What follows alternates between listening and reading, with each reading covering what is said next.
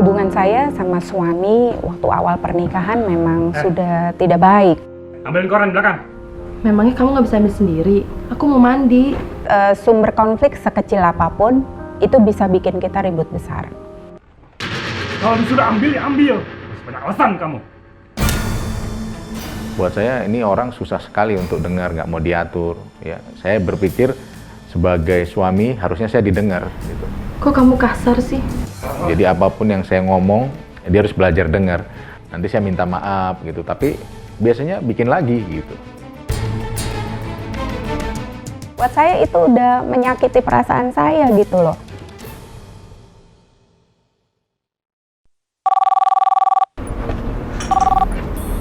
Halo, iya kenapa? Sore saya nggak bisa jemput kamu. Saya banyak kerjaan. Kan kamu udah janji, kamu gimana sih? Dengar nggak sih? Saya bilang saya banyak kerjaan. Dasar nggak tahu diri kamu.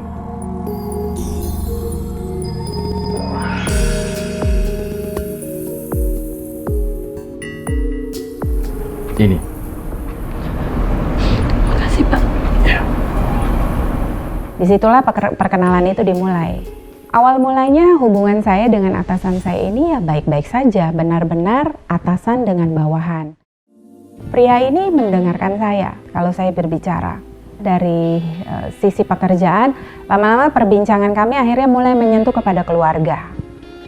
Dan lama-lama juga saya memperhatikan bahwa pria ini berbeda dengan suami saya. Saya Andi, atasan Mirsa. Saya Gideon, suami Mirsa. Senang bisa bertemu dengan Anda. Suami saya melihat pria ini, wah pria ini cukup bisa dipercaya untuk menjadi atasan buat istrinya, buat saya gitu ya. Mirsa adalah wanita yang luar biasa.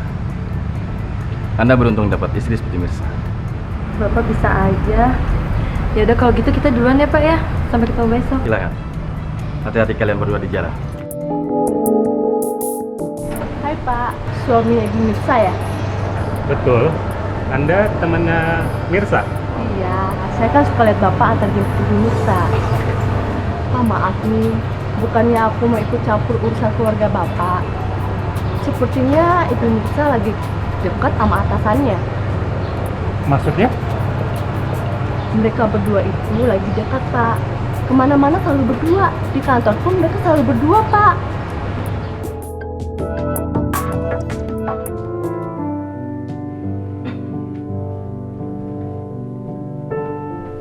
Cak, boleh saya tanya sama kamu? Ya tanya aja. Masa suami sendiri nggak boleh nanya sih? Mau tanya apa? Saya dengar kamu lagi dekat sama atasan kamu. Bahkan kamu sering keluar makan bareng. Apa benar gitu? Itu nggak bener kok. Kalaupun aku pergi makan siang, itu pasti rame-rame. Nggak mungkin cuma berduaan aja. Ya saya sih percaya sama istri saya gitu. Dia bilang yang enggak, ya saya percaya enggak gitu. Kenapa? Kamu cemburu ya? Ya iyalah saya cemburu. Saya adalah suami yang sayang sama istri. Masa nggak boleh cemburu? Waktu saya tahu suami saya menjawab seperti itu, sebenarnya hati saya makin pedih. Tapi tidak mau melepaskan dosa. Kalau kamu sayang sama aku, kenapa kamu kasar? Mirsa, aku merasa sudah cocok sama kamu. Pria itu tiba-tiba bilang begini sama saya. Aku ingin kita menikah. Menikah? Iya. Waktu dia bilang begitu, saya tahu persis dalam hati saya, wah ini sudah sangat egois sekali. Beri aku waktu untuk berpikir.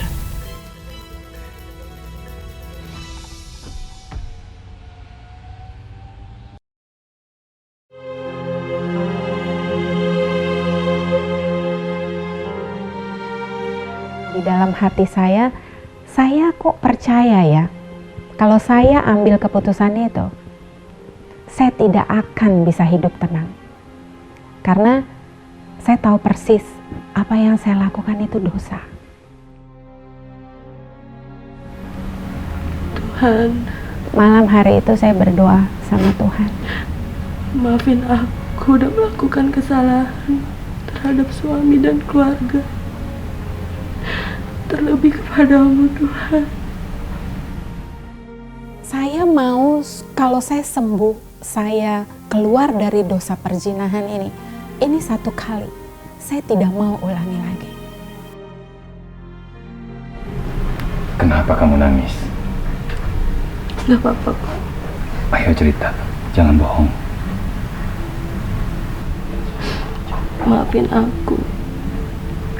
Udah mengkhianati janji nikah kita. Aku udah merusak kepercayaan yang kamu berikan. Aku sudah selingkuh dengan pria lain. Waktu itu dia mengaku, saya kagetnya luar biasa. Sebab, waduh, kenapa bisa jadi begini? Apa yang aku percaya ternyata salah gitu. Merasa dikhianati. Karena setiap kali saya tanya, semua jawabannya nggak ada apa-apa gitu. Siapa pria itu?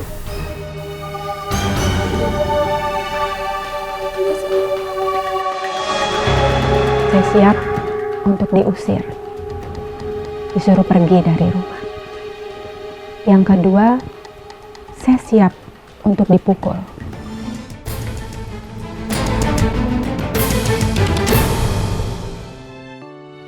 Ya sempat untuk sementara waktu saya bingung. Apa ya aku harus bikin gitu. Tapi satu sisi aku sayang sama istri gitu. Kenapa bisa begini ya? Itu pertanyaan yang berkecamuk gitu loh di pikiran saya. Tapi aku tanya juga terus gimana dong jalan keluarnya nih.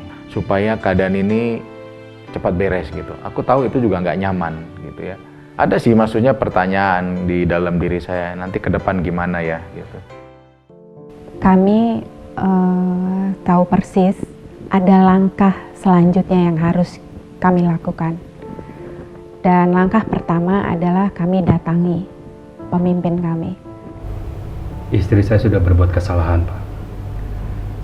Saya sudah sakit hati dan kecewa sama dia. Istri saya sudah selingkuh dengan pria lain, Pak.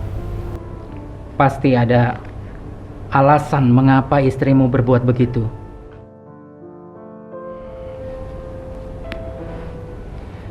Sekarang saya mau tanya sama kamu. Apa yang sudah menyebabkan kamu selingkuh dengan pria itu? Pria itu memperhatikan aku dalam segala hal. Dia sering memuji aku. Dia sering mendengar keluh kesah aku. Itu semua nggak aku dapatkan dari kamu. Semua itu ada dalam pria itu. Ya hamba Tuhannya bilang bahwa Yohanes 13 ayat 34 itu bahwa aku memberikan perintah baru kepadamu supaya kamu saling mengasihi sama seperti aku telah mengasihi kamu, demikian juga kamu harus mengasihi. Ternyata bahwa aku nggak punya pilihan selain harus mengasihi istri saya. Jadi hari itu aku ambil keputusan gitu. Maafkan saya kalau saya kurang memperhatikan dan menyayangi kamu.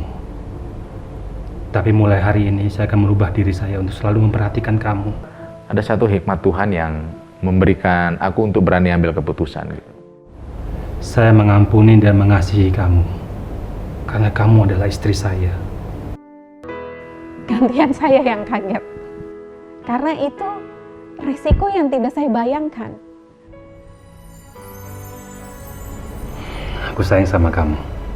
Aku juga sayang sama kamu, Pak. Setelah itu kami mengambil langkah, kami telepon pria ini. Kami bilang kita harus ketemu.